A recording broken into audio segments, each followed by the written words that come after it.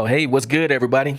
Y'all hear that smooth jazz intro, so by now you no doubt understand that it is time to focus. LBK, this is your brother, Robert Jenkins, coming to you with episode 102 of the Focus LBK show. Y'all know how we do. At least you should after 102 episodes, you know what I'm saying? And I tell you what, man, we are back in the LBK after pretty much being gone for a solid week.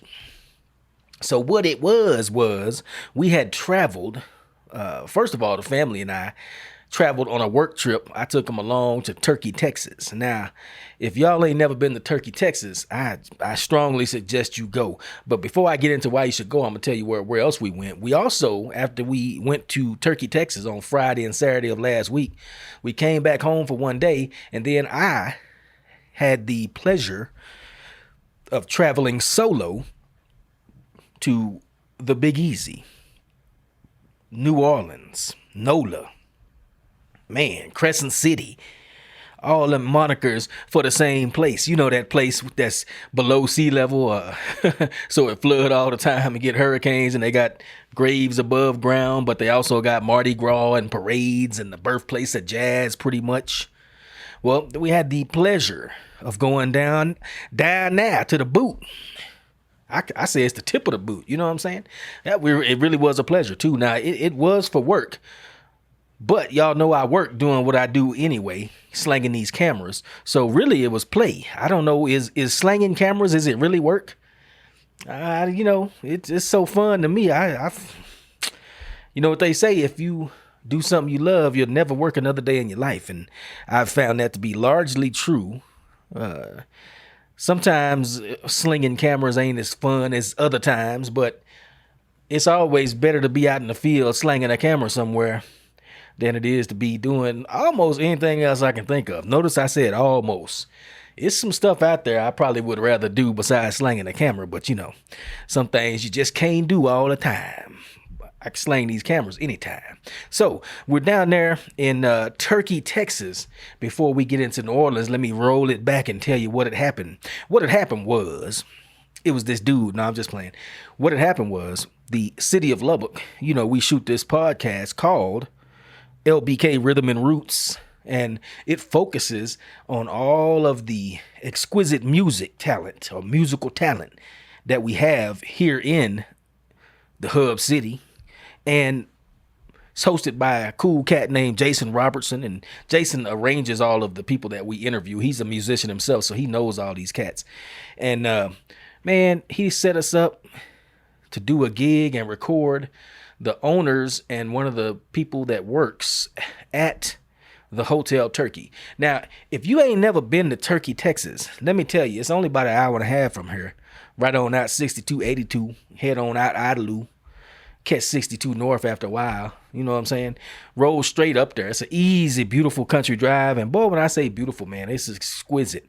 You get to see that Texas prairie land, just grassland, man. It's just green grass at certain portions of the trip, just going off into as far as the eye can see. And it was gorgeous, man. That's one of the things I love about West Texas in general, is how flat the land is. When I was living in other places, Baltimore and Virginia and California, Monterey and Seaside and all them places. Heck, even San Antonio, Texas, Dallas, Texas. They got so many trees and hills and mountains and whatever the case may be, you really can't see. You can't look. I mean, you look down the street, you ain't gonna be able to see more than 100 yards. I feel like, man, if you in Lubbock and you can't see more than 100 yards, you must be in the closet. Cause y'all know it's flat. Like my boy at work say, man, it's so flat. You can watch your dog run away for a week. You be like running, my dog running away. A week later, you can still see him. Be like, yeah, he's still running.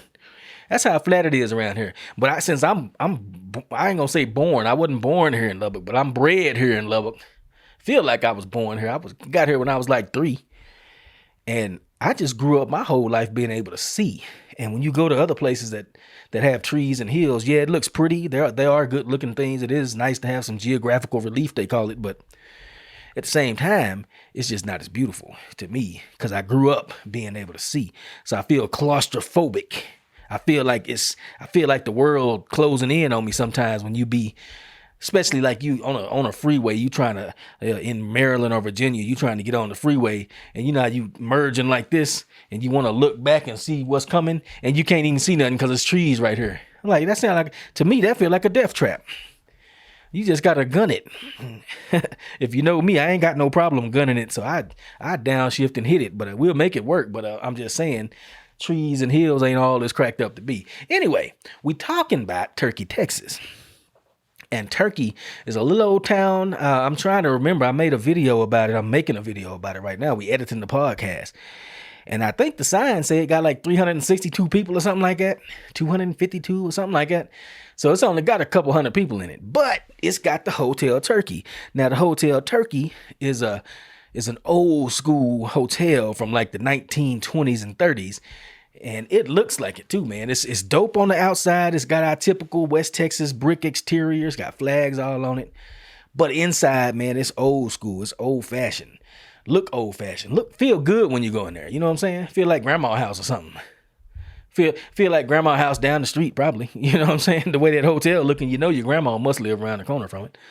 But it was a good, nice little old place, man. And we stayed, get this. This is why it was so cool. We didn't even stay in the hotel proper. They got about 5 or 6 containers. I'm talking about railroad containers, box cars, you know, them containers in the back. And I think they got one on top of the hotel too. And it's a couple $100, you know, $200 a night. It ain't something it ain't prohibitively expensive. I mean, you might not want to do it every week, but it's something you can afford if you want to go down there. And I recommend it. Now, you're going to hear some top of the line country music, because the hotel that's what they known for. So it's a music venue and a historical hotel with some pretty dope containers there. So if y'all ain't never stayed in a container, I'm gonna tell you, y'all know I got lovely wife at home, and she is a woman used to a certain caliber of accommodations. You know what I'm saying? She can't just be staying anywhere. I already know this. I ain't gonna lie, she got me trained on that aspect. I know I look online. I see if it don't look right. Lovely wife is not going to be enthusiastic about it. You know what I'm saying? We stayed one time in a place up in West Virginia where Mothman is at. Where's that? Point Pleasant, West Virginia. We stayed up there in a 1930s hotel. So that's how I already knew. Mrs. Jenkins, lovely wife, looking at that like, yo. She didn't have to really say it like this, but I got the message. Don't do that no more. So I say, all right, I took that down in the notepad and put it in the rule book. So when I was looking at Hotel Turkey, the rooms look good to me. But lovely wife, I didn't want her to be in my ear. Y'all know what I'm talking about. So I say, man, let me check one of these containers out. And she was skeptical about that. And honestly, I might have been a little skeptical too. I ain't never stayed in one. But it was dope. It was dope. First of all, let me just say off the top, yeah, you stand in a container, but you can't tell it's a container because it's made up to look like a home. It looks like it's got a deck on the outside. You can sit on the deck right there. You slide the door open. You walk in. It's got curtains. It's got the walls are decorated and they're paneled with wood. You know, that different color wood, trying to make it look all bohemian and stuff. So that's how it looked. It looked dope on the inside, man. We gonna have to go back again. I'm gonna tell you straight up, we going back again. I'm thinking about going back this weekend. Only thing about it, I'm pretty sure they're gonna be sold out on such short notice. But I'm gonna have to go back by myself too, because that whole town of Turkey, Texas, man, it's picturesque. If you a Texan like me, a real Texan in your heart, you go see Turkey, Texas, man, they say, oh, yeah, it's just Texas. You know what I'm saying? It's just Texas. And by the way, the hotel is dope. The containers are dope. And did I mention they're famous for the food there, too? Barbecue. They grill up steaks. Man, they got the full kitchen. All your chicken fried and all your everything you want, man. They got it. And let me tell you, that stuff was good, too. I ain't gonna lie. That stuff was real good. So we thoroughly enjoyed it. And then we was there. We saw a dude play from Fort Worth. His name was Corey Cross. Him and his little band was dope. They was like the second people playing at the show, the opening act. Now, the headliner was a dude named Seth James. He was dope, too. So your boy was out there with the cam. I'm slinging these cams, so I'm filming the whole thing. You know what I'm saying? If you want to watch that episode, check it out Friday. What is that going to be? The 27th, 8th, 9th, the 29th, I think. It releases Friday the 29th, and it's going to be on the City of Lubbock's YouTube channel. Look under podcasts. It'll be episode 5, I think. Anyway, Seth James was jamming. He got a horn section. He a country. No, it's country music, but he got a horn section, and it's like Texas blues. Now it ain't Texas Southern soul, like, you know what I'm saying, the Cafe Baby and them. It ain't like Butch Avery. It ain't that kind of blues music, but it's another flavor of Texas blues. You know what I'm saying? It was dope, man. I think it was dope. I enjoyed it. So people always saying ain't nothing to do in Lubbock, and sometimes you might not find something that suits you. But let me tell you, if you like a nice hotel room with great food and good music, Hotel Turkey, man. Tell them Focus LBK show sent you. They're going to look at you funny because they probably don't know what that is. But tell them anyway. Tell them Focus LBK show sent you. And then show it to them on your phone so they'll know. Matter of fact, next time I go up there, I'm going to show it to them on the phone. Now, while we was in Turkey, here's another reason why we got to go back. We got to go back because, okay, good food, dope living quarters, accommodations, you call them, good music, picturesque little antique town, old-timey town, you know what I'm saying, with the brick buildings downtown. They ain't got no red brick that I saw on the streets. That's interesting. I guess they ain't far enough west or something. Anyway, right next door, like right down the street, 20 minutes or less, is Caprock State Park. I think it's called Caprock Canyon State Park. And let me tell you what, if you want to see a real buffalo, matter of fact, if you want to see a herd of buffalo, just walking around, Caprock Canyons State Park is the place to be. And it's 90 minutes away. So you got the hotel right there. Then you can go hiking. Great hike out there. Beautiful red rocks canyon. You know how beautiful like the Grand Canyon, but it's mini and it's right there. And I want to say it's closer than Palo Duro Canyon. No, Palo Duro Canyon is the second biggest canyon in the United States after the Grand Canyon. But a little closer is Caprock Canyon State Park. Dope, man. Dope. I'm trying to tell you. We was out there, man. We spent a couple of hours out there, and that wasn't long enough. That's why I say, one of these days I just got to go back with my camera. I don't tell a lovely wife, but I might have to leave her and Mr. Nugent at home. You know what I'm saying? I try to be a family man, but sometimes a brother just need to go commune with nature and take photos, make photos of the beautiful surroundings in West Texas. That's just how it be.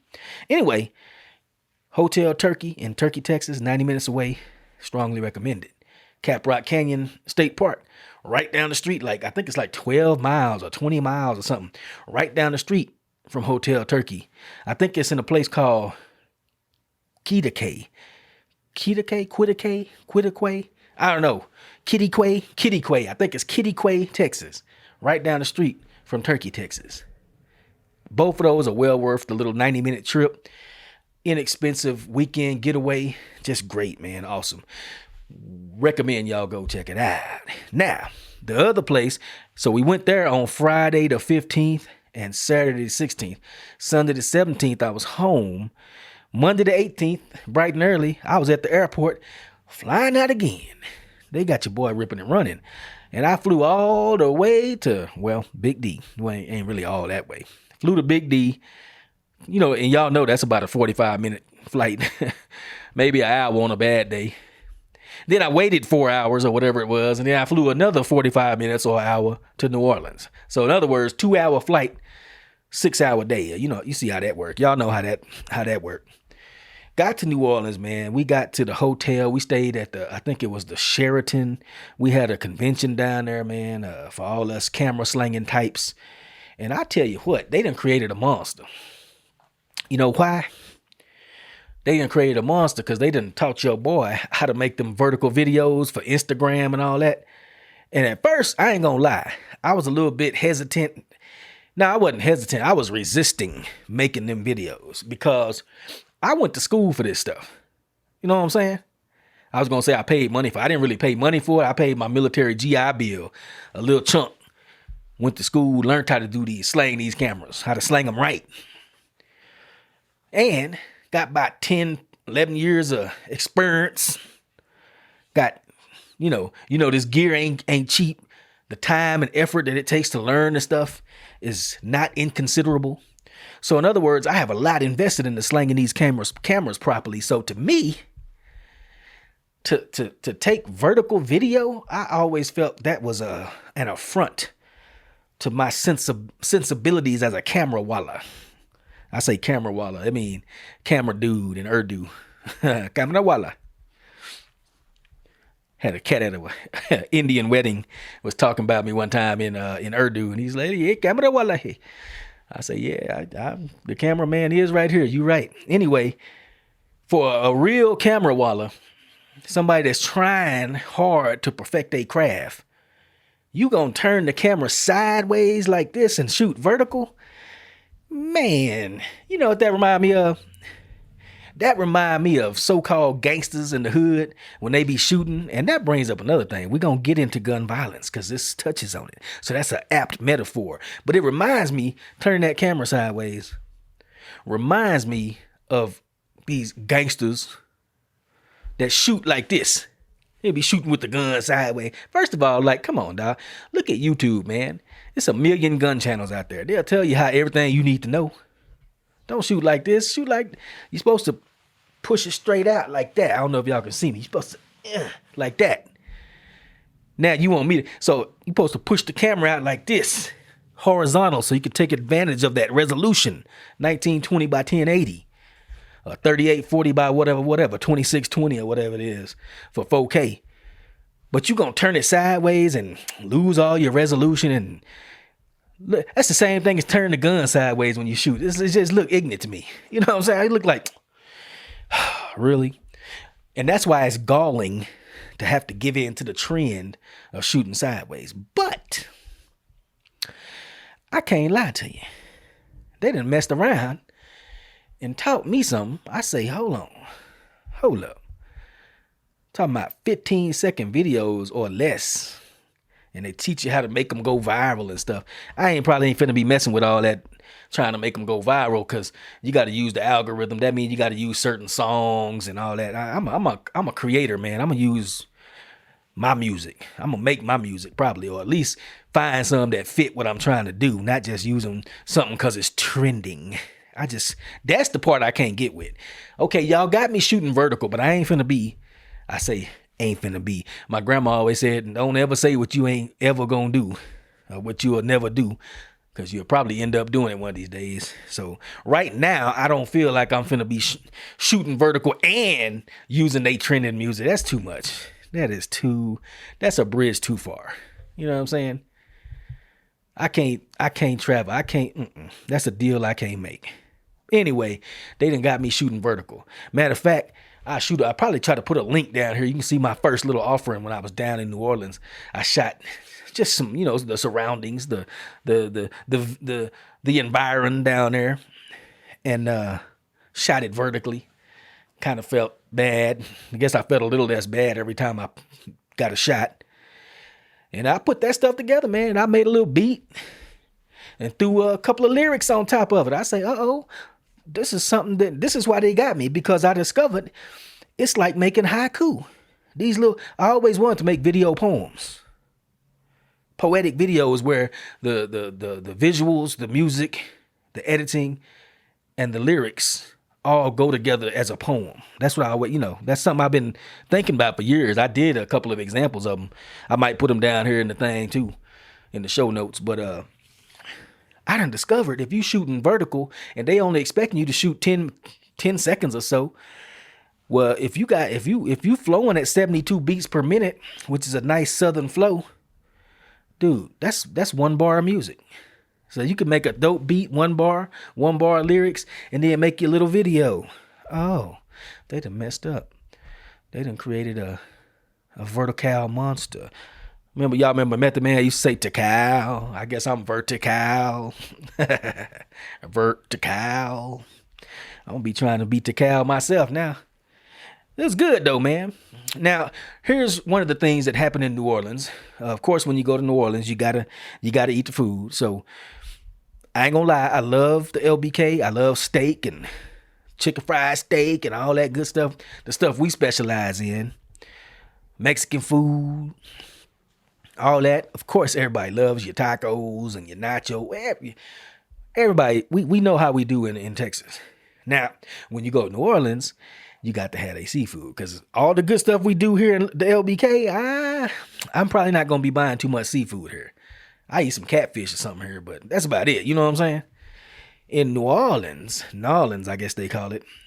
Boy, first thing I did was get me some oysters Rockefeller. Not just no raw oysters. I'm talking about some oysters with some Parmesan cheese melted on top of it with some bacon, a little spinach. You know what I'm saying? Woo wee. Little lemon squeeze on it. It was exquisite. Now everybody know you get 6 of them, they ain't nothing but 6 bites. Like literal 6 little forkfuls.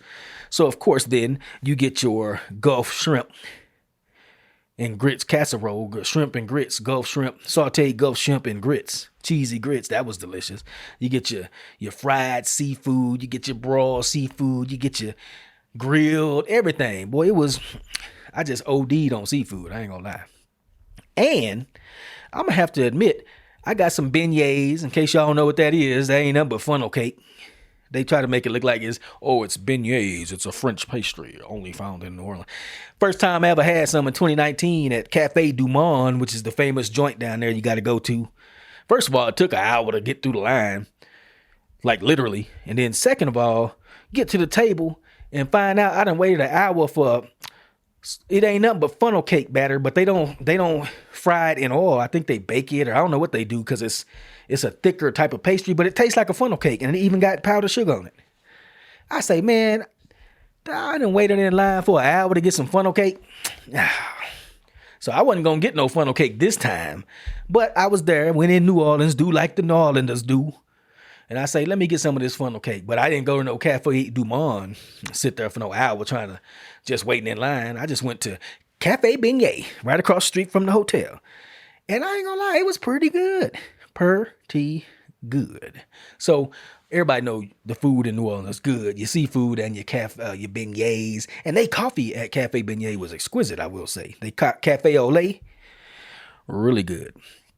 Now here though, I want to get to the most important part, or the most impactful and interesting part of my trip. And that was bumping some jazz music at a jazz club called Preservation Hall. If you ever go to New Orleans, look it up. I think you'll like it. Tickets start around $35. I paid the $50 because I wanted to be on the front row. It's a little old room. It ain't big at all, which I like. It's cozy. Now, I went in there because I saw the dude that was headlining. His name was Brandon. What was his name? Brandon Smith? Was it Brandon Smith? Oh, man. No, his name wasn't no Brandon Smith. His name was Brandon Lewis. Now, when I saw him, that name, I'm a music lover. I got billions of songs of all sorts. And I was like, I got a CD. I was finna say album. I got an album by a dude named Brandon Lewis. I think it's this dude right here. So I say, that's the show I'm going to right there. So I went down to check out Mr. Brandon Lewis at Preservation Hall. He's part of the Preservation Hall band. And when I got there, I was telling him, yo, man, I think I got your CD. And he said, which one? I said, I got your album. Not CD, I said album. I said, that's the way I say it. I got your album. He said, which one? And I described the cover. He said, I don't know. My album got so-and-so. And I looked at my phone. I had to step back. I felt foolish. I said, oh, man, I done told this dude I got his album. And that ain't even an album that he got. Man, do y'all know that I have a different jazz dude named Brandon Lewis? So I got an album from another dude. So I wasn't lying to the dude. I bet he thought I was lying. But anyway, I'll get to that in a minute. So get to this Preservation Hall, man. Get in there and get seated. There's no pictures. Well, you can take pictures and record before and after the show. They don't want you recording that music, so I didn't. But I got a little bit before. I got the The set is dope.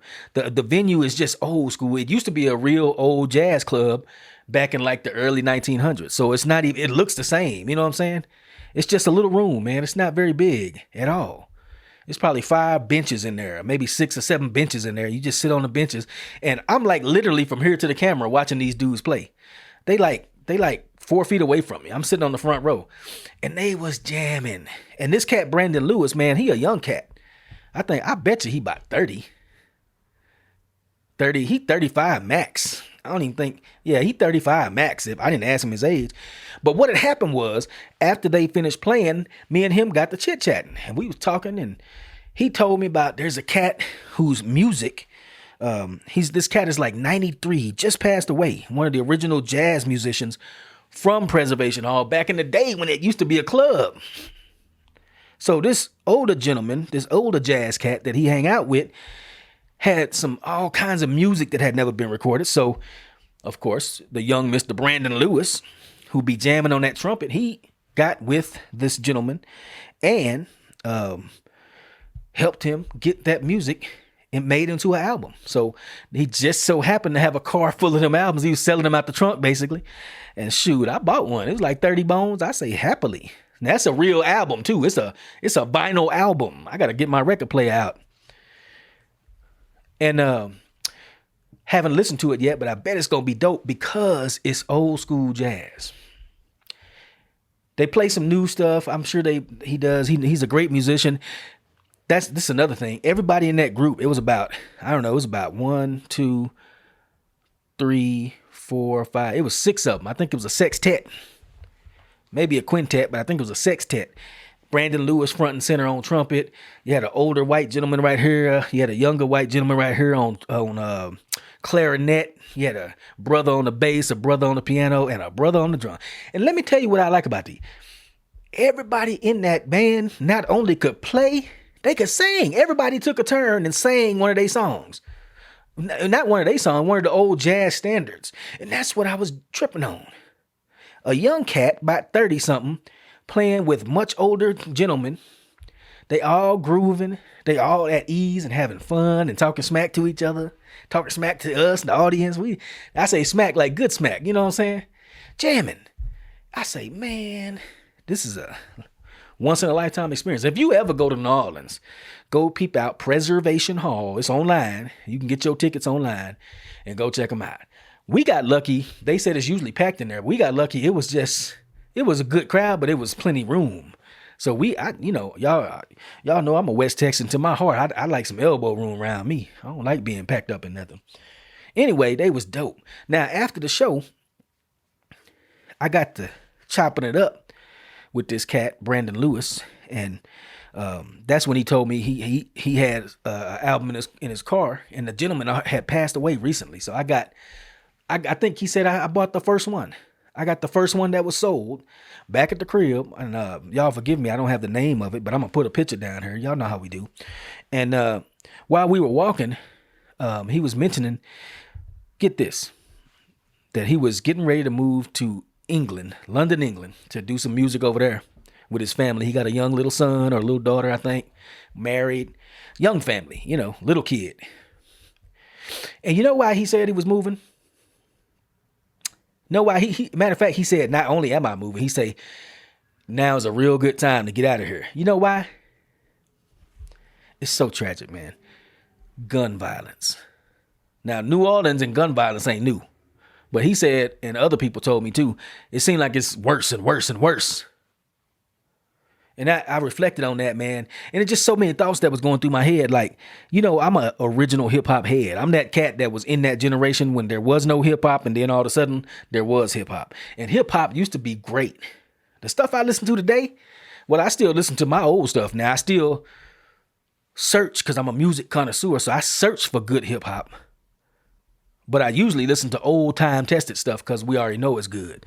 But the new stuff that's popular, man, I ain't gonna lie. Most of it is garbage. Well, I just came from New Orleans. I say it with a French accent. It ain't garbage. It's garbage. That's what it is. Most of that hip hop that I be. Now, I still be looking at my old cats like Goody Mob. They got some new stuff out. That was dope. People like Face. Y'all know Face always dope. All them Texas boys that down from Houston, from H-Town. You know they dope. You know they still dying. But so much of the rap music that's out today, I don't even want to call it hip hop, because to me, hip hop mean it's an exemplar of the culture. That means it's well crafted rap music. I don't even want to call most of this stuff I hear today blasting out the cars. It ain't no hip hop. It's rap. And I was thinking, how is it you don't ever see no jazz cats busting caps on cats? I was talking with some gentlemen the other day, and they were they like U.S. attorneys. They big shots. They brothers too. Members, you know, some cats with the 100 Black Men, and they were sharing their expertise with us, and they said some unbelievable stuff. Like a lot of the shootings, particularly in Dallas, and I think they meant here too, some of the issues that we done seen in some of the school, they were mentioning how it's over internet rappers. It's over young kids that think they can rap, think they can see rap. I hate to say that because I love hip hop, man. But today, this rap is crap. And to solidify my point, to extol on my point or expound on my point, these U.S. attorneys, lawyers, and law enforcement cats was saying that so many of the murders that are happening right now is because young cats rapping ain't making no money, but having beef online, say something in a rap online and diss somebody else, then they got to fight and shoot in public and shoot in real life, IRL they call it. IRL, they shooting at each other over bullcorn bogus rap online. And I'm like, I almost fell out my chair when they said that. I was like, what? Tupac and Biggie, that didn't teach nobody nothing? All that bullcorn? Are y'all 16, 17, 18, 19, 20, I guess? Are y'all really shooting other black men over y'all cornball raps? That you can't... Man, when I was coming up, yeah, I'm old now. I got it. I know. I'm a Gen Xer, so we the old generation. The boomers, they done scooted on back to the right. We right here, so we that elder generation. Y'all they be calling us Unc. Come get your Unc. Yeah, I tell you what, you need to come get your Unc, cause your Unc can rap better than you, and your Unc got enough sense not to actually get in beef in the real world over words in a rap song. And tell you something else, Unc know better than to do some crime, because I ain't no criminal, so I don't do crime anyway. But if I was gonna do some crime, I wouldn't write about it in no lyrics and include details in the lyrics that the police didn't release, so when they hear the song, they know you did it or know something about it. Come on, y'all calling me Unc. Come on, Neff. Come on, Young Buck, YN.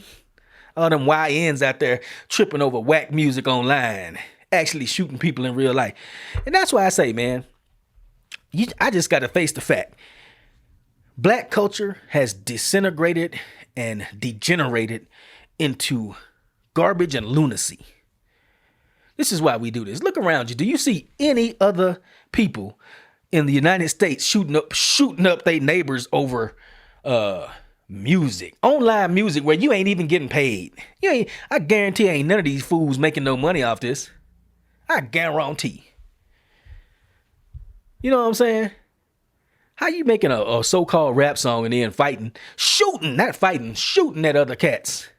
I can't, but boy, I tell you what, I can't with y'all no more. You know what I'm saying? I don't even know what to say. This is an expert, man. These are law enforcement experts telling me that cats are shooting each other over whack lyrics in they self-published bedroom-made rap songs. At least Biggie and Tupac was getting paid off their music. Off their music. And I feel like it was other forces at play in there, but don't get me started on that. Boy, I tell you what, can we be any more foolish? trying to figure out what to do about this situation. And that's why I say we got some plans in the works, and they're rudimentary right now. They're in the initial phases of planning, but we are trying to get a studio. We're going to make a studio to where young cats, the YNs as they call them online, the YNs in Lubbock can come and get on the mic. Now, I'm going to tell you like this. Any program that I have something to do with, that I'm a part of, A, you ain't going to be able to come with no whack lyrics. B, ain't going to be no cussing in the lyrics. You're supposed to be a poet. You're supposed to be a writer. You're supposed to be dope. Any fool can cuss in their lyrics. To like this, Lubbock is starting to be known regionally, if not nationally, as Little Nashville, because we have such a staple of singer-songwriters and artists and musicians here that we're just becoming an artistic hub on the plains. That's why they call us the hub city. That's why I always tell you it's always something to do in Lubbock, because we just have a stable across the town of artists and musicians, engineers, and everybody else that know how to make that music. You know what I'm saying? Good music. Now, picture this in your mind if you can. Picture a singer-songwriter with a guitar crafting lyrics on the front porch with a cigar and a whiskey, writing about heartbreak. So crafting his latest tune so they can go to the honky-tonk and boot scoot. Picture that fool getting online and having beef with somebody else and shooting that dude over some singer-songwriter guitar cowboy music. Texas country music. You can't even see that in your mind, can you? Why? See, because that culture is not degenerated. That culture appreciates fine lyrics, fine musical craftsmanship, and dedication to the craft, expertise. Hip-hop culture, hip-hop has become, and again, I think there's outside forces involved, but let's get real. The people that hear this, that listen to hip-hop music, want to hear that bullcorn too. And yeah, I know. More white people buy hip-hop than black people. Okay. What's that supposed to mean? Nothing. It don't mean jack in the big scheme of things. Because the same white people that outspend us on hip-hop still don't turn around and go shoot each other up over whack lyrics. I'm just too through. I can't even... You shooting at cats and shooting cats and killing cats over whack rap online that you ain't getting paid for?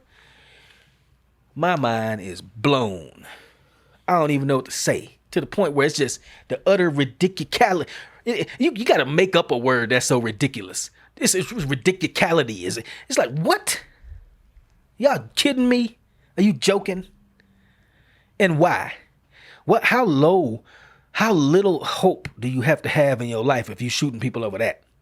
He called you a name on some online rap and both of y'all broke.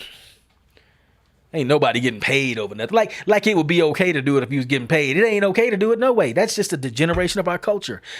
It's not our color, it's our culture. It is not racism, it is our culture.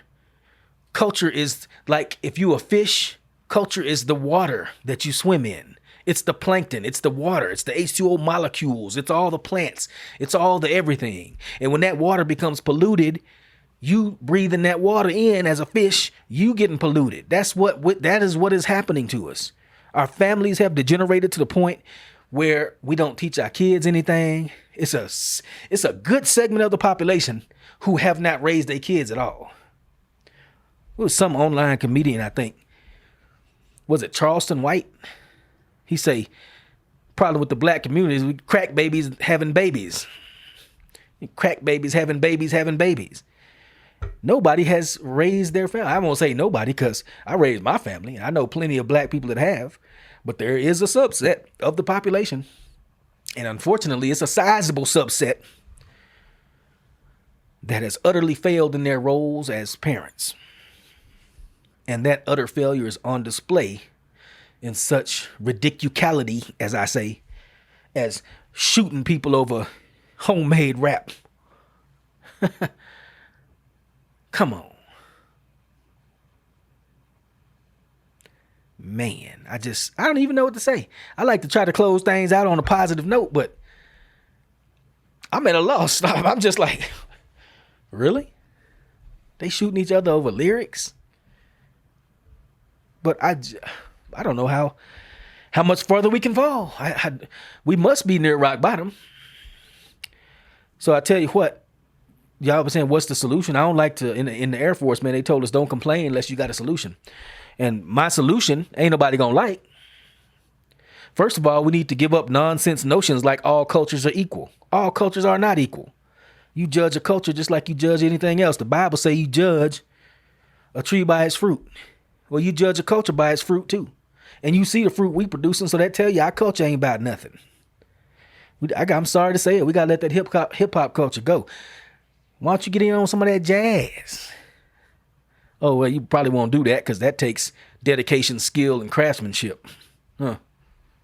Probably don't want no part of that. Tell you what else you got to do. We got to raise our kids. It is not cool for men or women to sleep around. It is not cool for men or women to have baby mamas and baby daddies. That has destroyed us. That has utterly decimated our community. I'm preaching, I know, I don't care. You don't like it? Check me out on the next episode. But you know I'm right. It ain't no fast fix. It ain't something we're gonna do tomorrow. It's gonna take three or four generations to get back to where we were. People don't seem to understand this. People are like, it's a legacy of slavery and the black codes. Somebody must have said that online because I done heard more people locally mention black code. Ain't no black codes ain't affecting us. Ain't nobody alive ever been affected by a black code. Immediately after slavery in 1865 and beyond, up until about 1955, black folks, by all measures, were accelerating upward. We were becoming rapidly literate. We were becoming rapidly functional in society in all levels. Economically, we were coming up rapidly. The civil rights movement actually seems to have wreaked havoc on us. The successes of the civil rights movements, after that, it's like, okay, you free, now go. And we didn't go. Because somebody told us, this is the things that hurt us. Somebody told us we need the government to take care of us because of racism. Please, the people that actually came up in racism didn't have the government to take care of them, and they did better than we are doing right now. Facts, as them young folks say. I ain't finna say less, I'm finna say more. 1865 to 1965, we outperformed at every step of the way where we are right now. Right now, we going down.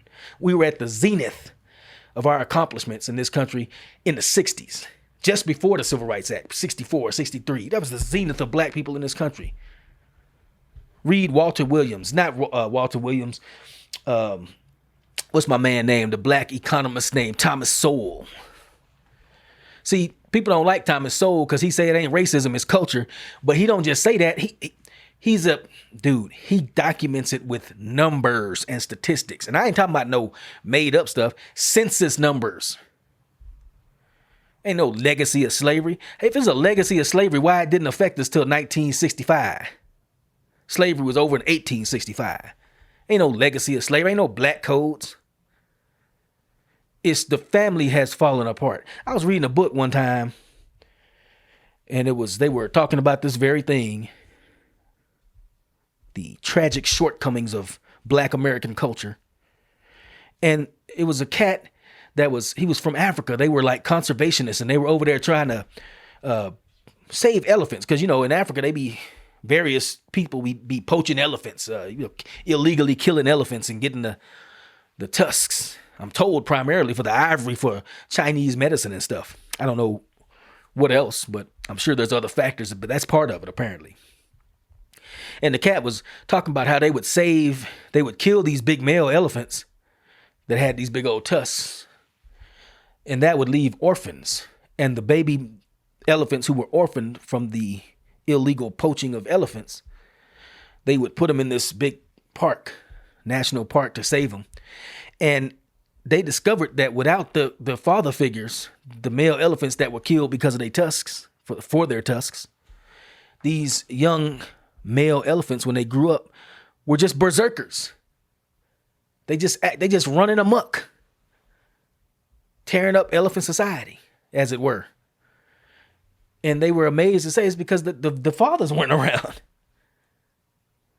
And man, could something be more apropos? Could we have a more literally applicable analogy to black culture in the United States?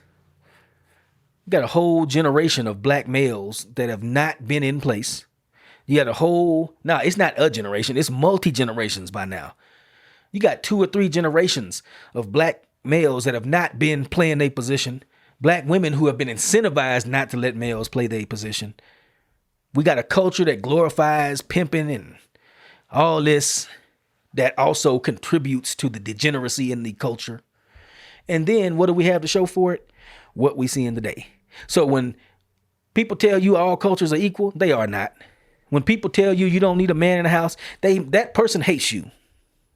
If they're trying to tell you don't need a man, if you're a woman or a man, and they trying to say families are cool, just a family is who you had decided to be with. No, it ain't. Families are composed of they have a specific composition for a very specific reason. Women have a certain nature on average, and men on average have a certain type of nature. And they come together, they make children. The whole purpose of marriage is to support those children and pass on the good aspects of your culture to ensure that you have a next generation. That is the point of marriage. People telling you marriage can be between anybody. Well, you can have a relationship with anybody, but it's not a marriage, because the point of your marriage is not going to be to raise a solid generation of kids if you can't even produce kids. Oh, yeah, he said it. He done stepped in it now. I ain't stepped in nothing. We done stepped in it as a race listening to this nonsense. I don't step in nothing. I got good vision. I can see. I avoid these traps because they right there. Like my brother Cam always say, man, everybody see the traps and the snares. Why you dumb enough to put your head in them or put your foot in them? Anyway, man, I ain't even trying to preach.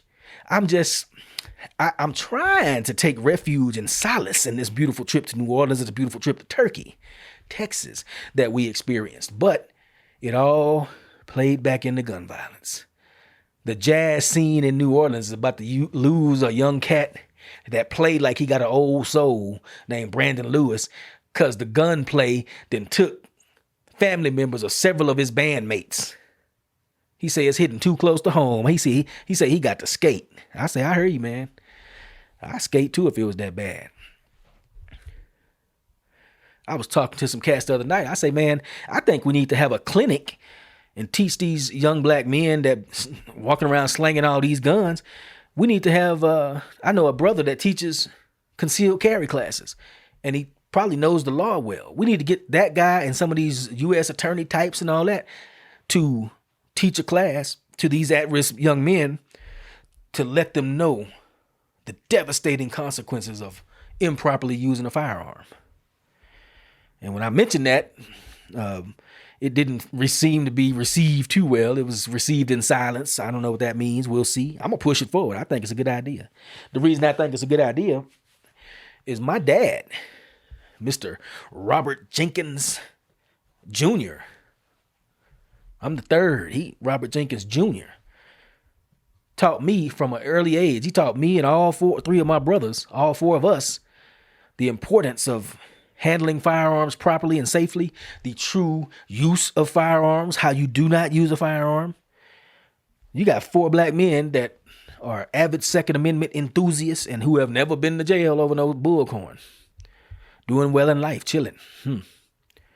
So I say maybe we could use that teaching and patent it or formulate it or do something and make a class and, I don't know, some kind of outreach program or something. That's what we're going to do, man. I'm going to get some guests up here. I keep on saying that. It's to the point where I'm ripping and running so hard I don't have time to get a guest arranged. But we're going to, like I say, we're going to get some help. I got some help at home. Lovely wife don't know it yet. She going to be the producer. She do know it. I just haven't given her the email addresses. So it's really on me. It's not on Lovely Wife. But y'all stay tuned. If y'all got any input on what you think is the cause of all this gun violence and nonsense, if you have any solutions, man, hit me up. Hit me up down here in the comments. For real.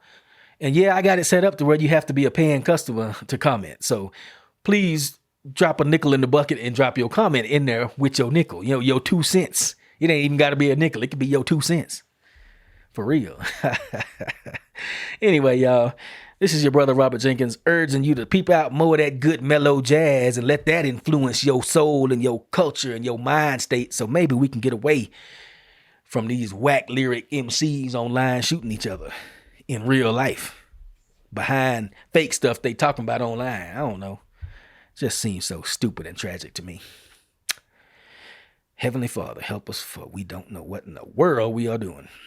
Anyway, y'all, thank you for tuning in to the Focus LBK show. This is your brother Robert Jenkins signing off, as usual, saying peace.